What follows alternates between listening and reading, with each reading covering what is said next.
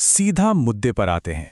आज हम मध्य प्रदेश के जबलपुर में बरगी डैम पर हुए उस खौफनाक क्रूज हादसे की बात करेंगे जिसने पूरे देश को झकझोर कर रख दिया है। इस एक्सप्लेनर में हम सिर्फ खबरें नहीं दोहराने वाले, बल्कि तथ्यों और साक्ष्यों को एक साथ जोड़कर ये समझने की कोशिश करेंगे कि आखिर उस दिन असल में हुआ क्या था। क्या ये वाकई कुदरत का कोई कहर था, या फिर एक ऐसी भयानक त्रासदी जिसे बहुत ही आसानी से टाला जा सकता था? जरा इस कॉन्ट्रास्ट को देखिए। एक तरफ एक खुशनुमा शाम का मंजर है, ठंडी हवा, बजता हुआ म्यूजिक और नाचते गाते टूरिस्ट्स। एक परफेक्ट हॉलिडे, राइट? लेकिन अब दूसरी तरफ देखिए, उसी जगह का एक ऐसा रोंगटे खड़े कर देने वाला सीन जो किसी को भी अंदर तक हिला दे। एक माँ बेजान पड़ी है और उसने आखिरी सांस तक अपने बच्चे को सीने से जकड़ रखा है। बच्चे के शरीर पर लाइफ जैकेट है और माँ के हाथ इस कदर कसे हुए हैं जैसे वो हर हाल में उस नन्ही जान को बचाना चाहती थी। इन दो स्थितियों के बीच चंद मिनटों का फासला है, और यही हमारे इस आज के विश्लेषण की सबसे बड़ी और कड़वी सच्चाई है। अब भावनाओं से थोड़ा हटकर अगर हम सीधे ठोस आंकड़ों पर आएं, तो 30 अप्रैल की शाम करीब 5 बजे के बाद जो कुछ हुआ उसके फैक्ट्स बेहद डरावने हैं। अब तक 9 लोगों की जान जाने की पुष्टि हो चुकी है।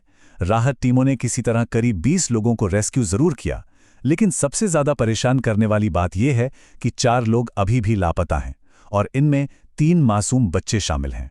आप समझ सकते हैं कि उन परिवारों पर क्या बीत रही होगी जिनके लिए हर गुजरता मिनट एक ना खत्म होने वाले दुष्स्वप्न जैसा बन गया है।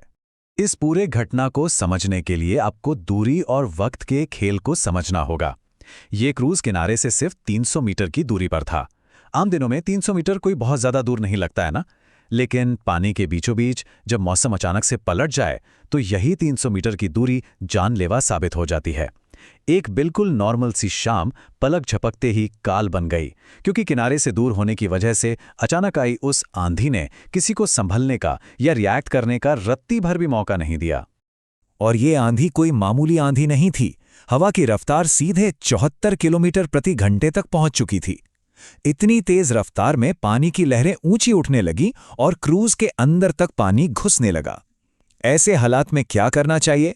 जाहिर है, तुरंत एक सख्त फैसला लेकर क्रूज को पूरी रफ्तार से किनारे की तरफ मोड़ लेना चाहिए। सिचुएशन डिमांड कर रही थी कि फौरन एक्शन लिया जाए, लेकिन क्या ऐसा कोई फैसला लिया गया? इसका जवाब बहुत ही दुर्भाग्यपूर्ण है। इस हादसे में इंसानी गलतियों की लिस्ट काफी लंबी है, और सबसे पहली जानलेवा गलती नाव की क्षमता से जुड़ी है। प्रशासन के रिकॉर्ड्स के हिसाब से उस क्रूज की ऑथराइज्ड कैपेसिटी, यानी जितने टिकट बिके थे, वो सिर्फ 29 थी। लेकिन जो लोग अपनी जान बचा के लौट पाए हैं वो साफ साफ बता रहे हैं कि क्रूज पर 40 से 47 लोग सवार थे, मतलब क्षमता से लगभग 2 गुने लोग। देखिए, ये कोई छोटी मोटी चूक नहीं है, ये सीधे सीधे क्रिमिनल नेग्लिजेंस है, खासकर तब जब आप गहरे पानी के बीच इतने बड़े क्रूज को ऑपरेट कर रहे हों। और इसी लापरवाही को साबित करता है हादसे में बची एक पैसेंजर खुशबू का ये बयान, जो सच में बहुत चौंकाने वाला है। खुशबू के मुताबिक किनारे पर खड़े गांव वाले लगातार चीख चीख कर क्रूज ऑपरेटर को वार्निंग दे रहे थे। वो इशारा कर रहे थे कि मौसम बिगड़ रहा है, नाव को किनारे लगा लो। पर ऑपरेटर ने क्या किया? उसने सब अनसुना कर दिया और अपनी ही धुन में क्रूज को डैम के बिल्कुल बीचों बीच ले गया। एक बहुत ही क्रिटिकल टाइम विंडो जिसमें कई जिंदगियां बचाई जा सकती थी, वो बस एक इंसान की जिद और गलत फैसले की भेंट चढ़ गई। अब अगर हम सेफ्टी के सबसे बेसिक नियमों की बात करें तो स्थिति और भी ज्यादा हैरान करने वाली लगती है। रूल एकदम सिंपल और क्रिस्टल क्लियर है। बिना लाइफ जैकेट पहने कोई भी पैसेंजर पानी में नहीं उतरेगा। पर असलियत क्या थी? हादसे से ठीक पहले के जो वीडियो सामने आए हैं उनमें साफ दिख रहा है कि लोगों ने जैकेट पहनी ही नहीं थी। कुछ लोगों को जैकेट्स तब बांटी गईं जब क्रूज में पानी भरना शुरू हो गया था, लेकिन तब तक बहुत देर हो चुकी थी।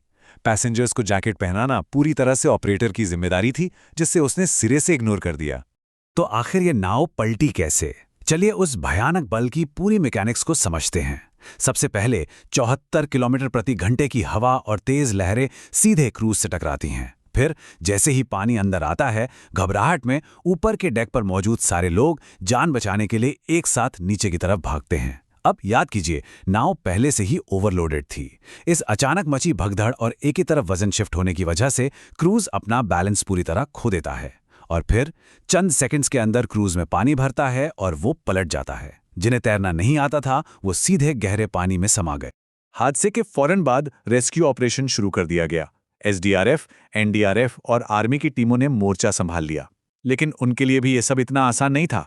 रात का घना अंधेरा, लगातार हो रही बारिश और बरगी डैम का वो पथरीला इलाका, ये सब मिलकर रेस्क्यू के काम में बहुत बड़ी रुकावट पैदा कर रहे थे। आखिरकार अगली सुबह होते ही गोताखोरों को गहरे पानी में उतारा गया ताकि क्रूज के अंदर फंसे हुए शवों को बाहर निकाला जा सके। अब यहाँ एक बहुत बड़ा सवाल खड़ा होता है, क्या ये अपने आप में कोई इकलौती घटना है? जी नहीं, बिल्कुल नहीं। अगर आप इस हादसे की तुलना हाल ही में वृंदावन में हुए नाव हादसे से करें तो आपको एक डरावना पैटर्न नजर आएगा। वृंदावन में भी लगभग 10 लोगों की मौत हुई थी। क्या वहां नाव ओवरलोडेड थी? बिल्कुल थी। क्या वहां लाइफ जैकेट्स गायब थी? हाँ।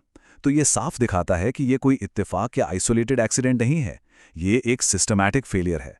जगह बदल जाती है, लोग बदल जाते हैं, लेकिन हादसे की वजह हमेशा एक ही रहती है, सिस्टम की घोर लापरवाही।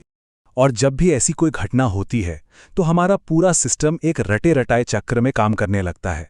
ध्यान से देखिए, पहले एक भयानक त्रासदी होती है, फिर प्रधानमंत्री की तरफ से मृतकों के परिवारों के लिए 2 लाख रुपए के मुआवजे का ऐलान हो जाता है।